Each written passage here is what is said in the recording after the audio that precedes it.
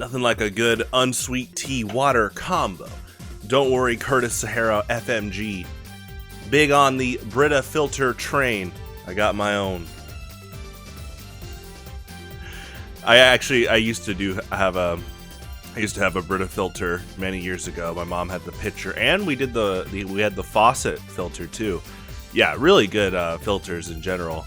Not even sponsored, but I'm glad that Cool Dude brought it up a little bit back. And yeah, it's good that they're still around. Honestly, they've probably helped. I think they've helped a lot of families, just a lot of people in general.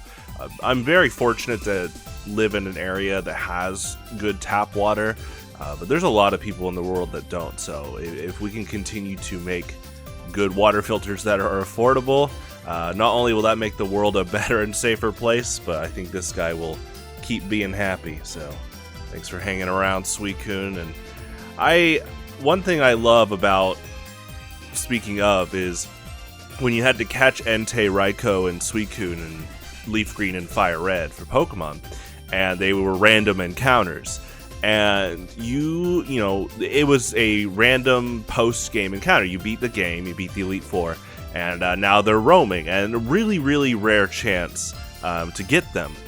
And what's cool is that there was an added challenge of random location, but also right when you encountered them, they would run away after one turn. You get one turn to either throw a Pokeball or try to do something like Mean Look, right? And you have to do it in a pretty witty way. Make sure you have the Mean Look Pokemon first in your party when you encounter them. You got to be prepared. And what's cool is, if they ran away, being able to pick yourself back up and keep going to find them. I don't know how many people rage quit Pokemon when one of those legendary Pokemon would leave ASAP, but I think there's an important factor to turning on the grit machine, and having grit in general is such a good strength to develop, and it all starts with that first step. I think definitely the first time, and I've been a big advocate of not giving up my whole life. I think really, I think there is that human spirit, right? And unless it gets like really bashed down, which, by the way, if you're ever feeling bashed down, you're always one pickup away from keeping at it, right? So, anyone out there that feels hopeless, I love the support of people saying, hey, you got out of bed today. That's a step. And so I think we all have that human nature to keep at it in life. But there can often be so many challenges and forms of adversity in front of us to where it can be hard to relentlessly not give up. And I think the first time that I really put some nitro fuel into the grit machine was when I started college. Now, again, I was competing in Super Smash Brothers and Street Fighter before this, back in late middle school and high school. And I was playing in like competitive Pokemon, TCG, Yu-Gi-Oh! A lot of those things teach you to not give up. So definitely, I think that already lined up, again, that human spirit to not give up. So to me, I feel like we all have, the grit machine as our natural instincts, right? I think it's built into, again, just the human spirit. I love, Green Lantern in general, like the thematics of human will and the power of willpower. So when do you add nitro to the grit machine? And that's an interesting thing to reflect on, right? I think you add nitro when something pretty tough that can be seen as foreboding comes into your life, and you understand that instead of staying down, you're gonna tune up the grit machine, right? And unfortunately, I think sometimes people forget that they have a human will grit machine, right? To just say, hey, I didn't do well here, but I'm gonna keep at it. I might have. In my case, it was when I was going into college. I will thank people like Mr. Hanneman, and I'll never forget. There was a guy named Junior. He went by Junior at my local Pokemon League. And he was already he already was doing college. He was already done. And I will never forget catching up with him. This is the last time I talked to him, and I hope him and his brother are doing well. It was a while since I've seen him before. And this was, again, me going into college pretty soon. And, it's a whole new dynamic. And I just remember he was giving me, he graduated from MU, and he was giving me kind of a nice crash course of what to prepare for. He was telling me about, kind of similar to what Mr. Hanneman said about, in high school, we had so many test reviews given to us. And a lot of the test reviews ended up being a lot of the test. So it was really easy to just go home and study the test review and be pretty prepared for the test. And thankfully, Junior and Mr. Hanneman were both like, college, they're not really going to do that. And they were right.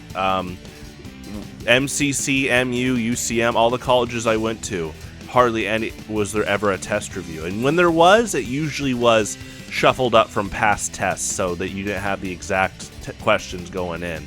Not that that was like that in high school, but regardless, test reviews were really rare. And so he told me about that. He told me about, weed out courses where, there's a lot of challenging early year courses which are meant to test your critical thinking skills, your discipline to keep at it.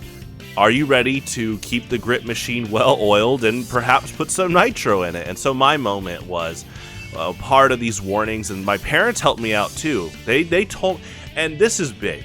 I love my parents, and this is one of those moments where, looking back, this is a huge moment in raising a child. Is rather than, I've had friends and people I know where they beat themselves up for getting a B plus, right? It ruins their whole day and then some if they get a B plus to a B minus on a paper. I've yet to really experience any of those people I know that have gotten like a C plus or lower, but to them, like a B plus or lower, sometimes they would be almost dramatically unhappy. Some of them dramatically unhappy. And I think honestly, it's they're beating themselves up over what's considered like it's fine. Obviously there's a lot of requisites to be a straight A student. So what my parents did for me going into college is they told me, hey, you might fail your first exam. You might not do that well, and that's okay. You will have room with other exams to improve on that score. In fact, the first exam is usually considered the hardest overall. Because you have to learn the structure of how the teacher teaches and the flow of going to class, taking notes, studying, taking the exam. And they were 100% correct. That advice in general was my nitro to the grit machine. I already was like, I'm not going to give up. But with college being so brand new, and even with people helping me out, those words right there. And guess what? My first semester, I had a few what would be considered not good test scores, like pretty low range. We're talking definitely some 60-70% ranges. I had a few college tests that were, in the 50s, and I'll never forget when I would get stuff like that. Rather than me, getting upset about it, I'd be like, okay, what did I do correctly here? And that's the good part, is that when the teachers let you look at your test, at least for a bit. I had some teachers that let me take the test home and write what I would have done instead, and then they gave points back.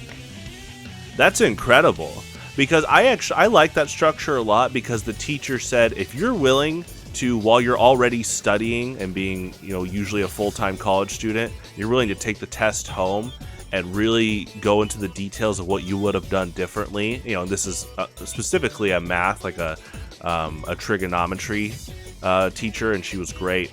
And she said, I will give you some points back. And that was incredible. That's showing that that was the perfect dynamic of my students are showing what they would have changed. They're putting the time and the work in, and they're coming back at it with what they've learned.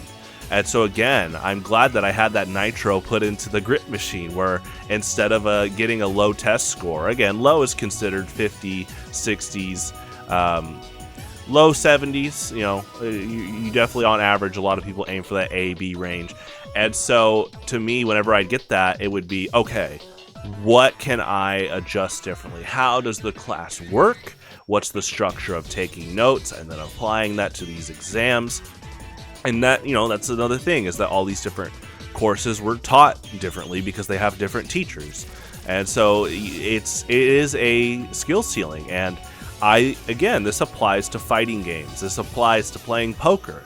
If you have a well-oiled grit machine, whenever you get dealt a hand of a 2 and a 4 at poker, rather than making a poker tell of going, oh, or just even like subtle poker tells, like a dramatic eye roll or something, you keep your composure, you analyze the situation around you, you say, how many chips do I have? Am I willing to bluff? Am I willing to bank that maybe I could turn this into a straight or a flush? There's a lot of different options out there. And I think of those options can be seen more when your grit machine is well-oiled and you're keeping at it, because a well-oiled machine means that you can be keeping pace. And keeping pace means that whenever life tries to throw you a curveball, you can be pretty well prepared to catch it and throw it in your own manner. Throw it on your own path, and keeping that momentum while you help inspire others understand that we all have that spirit of human will that can help us keep at it, and that can spread. I think there is an honest, down-to-earth factor of spreading human positivity and not giving up. As generic it might sound to say never give up, that one of the best quotes ever from this guy right here who quotes, well, Fox's dad in Star Fox, good old Peppy Hare, never give up, trust your instincts.